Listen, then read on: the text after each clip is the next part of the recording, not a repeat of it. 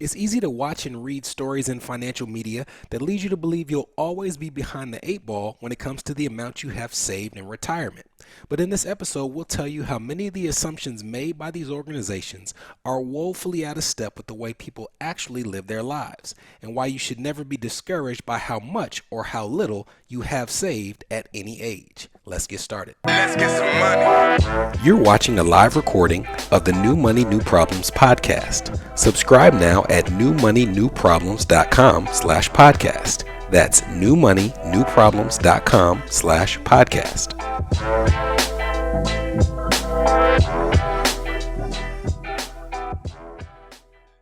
Hello, this is Brenton Harrison of New Money, New Problems, and your host for the New Money, New Problems podcast. In the last episode, we interviewed Dr. Ted Klontz, the author of Mind Over Money, and he gave us some insights into how some of the things we pick up in childhood carry into our adult lives as it pertains to how we deal with money. And we want to take that mantle of the emotional component behind how we spend, how we attain wealth a little further with this episode. And I wanted to talk about some of the things we see in financial media that tell us whether we are on track, ahead of pace, or behind pace when it comes to the amount we have saved. I am of the opinion that the overwhelming majority of the things we see in financial media can be very misleading when it comes to telling us where we stand in our journey to wealth. And as a matter of fact, for the average person, it can be really depressing. If you see me talk in public, you're very aware of the story that I tell about being a child and watching TV and seeing these commercials where there were people walking down the street or in their offices or spending time with their families, and the entire time they'd be walking around or spending time, there'd be this floating orange number above their head. And they seemed very arbitrary, but when you got to the end of the commercial, the premise was that the number floating above their head was the dollar they needed to save by the time they retired in order to be able to meet their retirement goals. And as a child, I remember seeing these numbers and first wondering, oh my goodness, how are these people ever going to save that much money? These numbers seem so astronomically high. But second, how did ING, the company who put on these commercials, come up with these numbers in the first place? If you're following along with us on our YouTube channel, you'll see that I have pulled up a document from JP Morgan that they release every year called their retirement savings checkpoints. And if you're listening, then I will make sure that we leave the link for this document in the show notes of this episode. But every single year, JP Morgan comes out with this long research project where they talk about economic indicators, where they talk about retirement savings checkpoints, where they talk about consumer sentiments as it relates to how the economy is doing at large. And one of the things that I always highlight each year when they come out with this is the amount they say people should have at particular ages, depending on the income they want to live off of in their retirement years. In reading this table, you can find the income closest to the amount that you want to live off in retirement. And on the left side, you can see the age closest to your current age. And there's going to be an intersection of these two tables, the income and your age. And at that intersection, you'll see a multiple for the amount of money you should have saved by a particular age. For example, we're going to take someone who wants to live off of $125,000 a year in retirement. If that is the case, if they are at age 30, they can find the intersection between 30 and 125,000, and they will see that at the age of 30, they need to already have 1 times $125,000 saved if they want to be able to live off of that amount in retirement. By the time they're 40, they need to have 3 times $125,000 saved. The numbers go on, and to me, they seem even more unrealistic the older you get.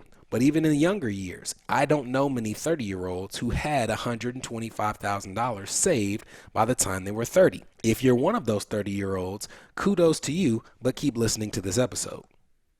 JP Morgan is not the only entity that puts out these type of markers or lines in the sand. I'll pull up another interview from CNBC entitled, "Here's How Much Money You Should Have Saved at Every Age." And if you scroll through the article, it will tell you that by the time you're 40 years old, you need to have 3 times your income saved in order to have a sustainable retirement. Now, these numbers are seemingly random, but they're very similar when you go from one entity to the next. If you recall, when we were looking at JP Morgan Chase, if you wanted to live off of $125,000, by the time you were 40 years old, you had to have about 3 times that amount saved. Just like CNBC said that by the time you're 40 years old, you need to have 3 times your income saved. So clearly they are pulling from the same well of information when they're setting these obstacles or these goals, as they put it. But where does this information come from? Well, in my opinion, many of these organizations are operating off of the assumption that in your retirement years, you're going to be adhering to something called the 4% rule.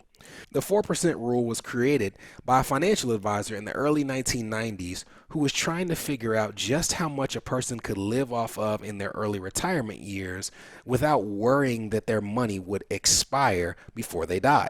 And in doing their research, they found that by withdrawing 4% of the amount you had saved in your first year of retirement and adjusting that withdrawal percentage year after year by the rate of inflation, you could have a retirement portfolio that lasted, in many cases, over 50 years, and in almost all cases, over 35 years. Let's use an example so you can see this with real numbers.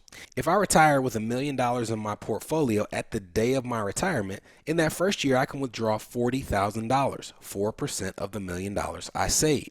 Now that you understand the premise of the 4% rule, you can start to see why so many of these media outlets and financial institutions say you need so much saved at such an early age, because 4% is not that much. And it's my opinion that adhering to the 4% rule and using it as the basis to determine who is on track, ahead of pace, or behind pace in retirement does not take into account the ways that many people attain wealth and when they attain it. The first shortfall in the 4% rule is that it assumes that the way that you save is linear, and that when you start saving at a particular age, you're going to save the same amount all the way through till you're age 60 or 65 or 70. And I used to fall into this too. When I was giving presentations when I first got into financial services, I used to use this illustration that in my mind was telling people the importance of getting money into the market early. I would give them the example of 2 different investors, and I would give these 2 investors 40 years in which they could save for retirement. I would assume that they were going to receive an 8% return for whatever money they invested. Now, the first investor would save $200 a month for the first 10 years, and then they would stop. So they have 40 years in which they can invest. They would choose to invest $200 a month, and then they wouldn't put another dollar into the market for the remaining 30 years of that period. The second investor would wait 10 years, maybe because they chose to, maybe because they had to. They had a child in daycare. They had an MBA program that they had to get through. For whatever reason, they weren't able to start at the beginning, so they waited 10 years, and then for the remaining 30 years, they invested $200 a month. At the end of that 40-year period, our first investor, who invested for 10 years and stopped, ends up with around $400,000 as their account balance. But our person who waited 10 years before they start investing ends up with a little under $300,000. They have over $100,000 less in their portfolio, even though they invested 3 times as long and thus invested 3 times the amount as our early investor. Now, when I would tell that story, I was intending to let people know that the earlier you can get into the market, the better. But in reality, with age and wisdom and experience, I'm actually furthering that narrative that in order to retire well, you will only do so if you can put money in the market early. And for many people, that is just not the case of what's possible for their early years. And after the break, we'll tell you more about what is possible, what's statistically likely, and how no matter when you start accumulating assets, there's still a way to make sure you have a retirement worth saving for. This is the New Money, New Problems podcast, a show for successful professionals searching for the tools they need to navigate financial opportunities and obstacles they've never seen. We'll be right back. Are you wondering what new money problems you might be overlooking in your financial life? If so, we've got great news. We've crafted the New Money, New Problems Gap Finder to identify potential weaknesses in your finances. in areas ranging from budgeting, investments, insurance, and even the threat your extended family's finances could pose to your household. Please head to newmoneynewproblems.com/gapfinder to complete it today. Again, that's newmoneynewproblems.com/gapfinder to take the assessment.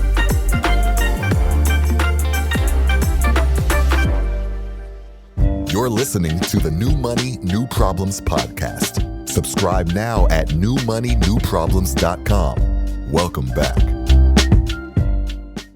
Before the break, I told you a story about two investors who were able to put money into the market for 40 years. One investor invested $200 a month for 10 years and stopped and didn't put another dime in the market for the ensuing 30. The second investor waited 10 years and then put $200 a month in the market for the ensuing 30 years. And unfortunately, our second investor ended up with almost $100,000 less than their counterpart. Now, that story assumes that when that second investor begins to put money in the market, they will do so at the same $200 a month that the first investor did. And if their income was the same throughout the 40 years, maybe that would be the case. But a big reason that I think the 4% rule is misleading is because it does not take into account that for many investors, their peak earning years are later in their career. And in those years, they may have a substantially higher amount that they can put in the market as compared to what they could do when they first started.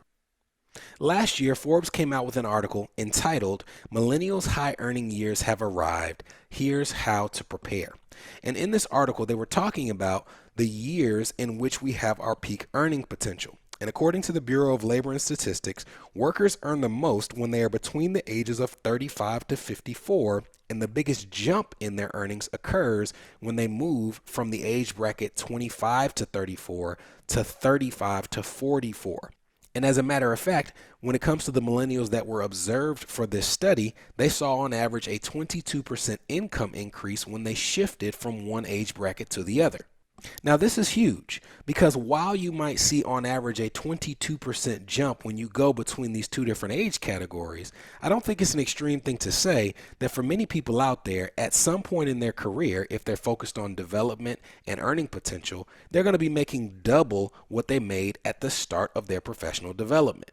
So if they're looking at all these savings goals, and even if they're looking at my illustration of the two investors, it's very possible that in their late 30s or in their mid 40s, it would have been easier to put aside double the amount into the market than they were able to save at ages 25 and 30.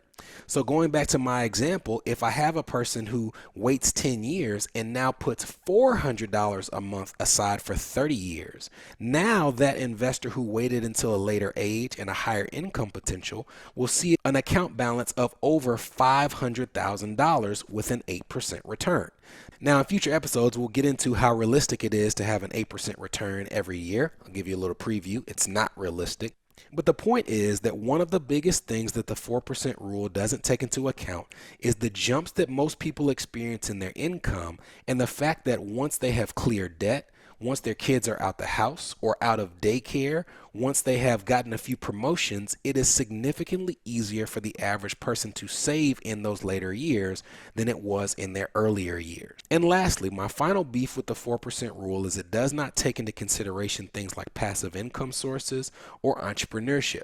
If you think about some of the ways that a person would attain wealth if they're trying to adhere to the 4% rule, you can understand that it takes a tremendous amount of savings to increase your income even an insignificant amount. As an example, if I wanted to increase my retirement income by $4,000 per year under the 4% rule, I would have to save $100,000 in my investment account to generate $4,000 of additional income. Now I'll ask you this question.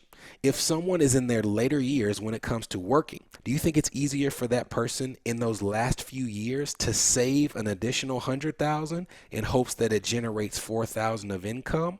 Or would it be easier for them to find a passive income source, a part-time job, or even things like investment real estate that could generate that $4,000 a year? I would argue it would be easier to do the latter than it would to save that amount of money in such a restricted period of time. And that is how we see many of our later career professionals attaining wealth through asset creation, through business creation, and through passive income sources, none of which are reflected in the 4% rule. So I want you to use this episode to understand what it really means when they're telling you how much you should save, but I also want you to have the comfort of knowing that for your typical person, they do not establish wealth in a linear fashion. Most people wait until their peak earning years or their peak asset gathering years to make up for the years they lost early in their career, and it's something you can do too. That's why in this podcast and future episodes, you will hear me focus much more on things like income potential, income creation, and asset gathering than you will see me talk about things like how much you should have saved at any age or how much you should budget. I would much rather you focus on what you can do to increase your ability to earn and gather than I would you checking off a list of something that someone else told you is the right thing to do. So I hope you enjoyed this and I hope you're ready for more. If you haven't, please subscribe to this on your favorite podcast platform. Leave us a review. It really helps. And look out for the next episode on your favorite platform, and we'll keep bringing them to you as often as we can.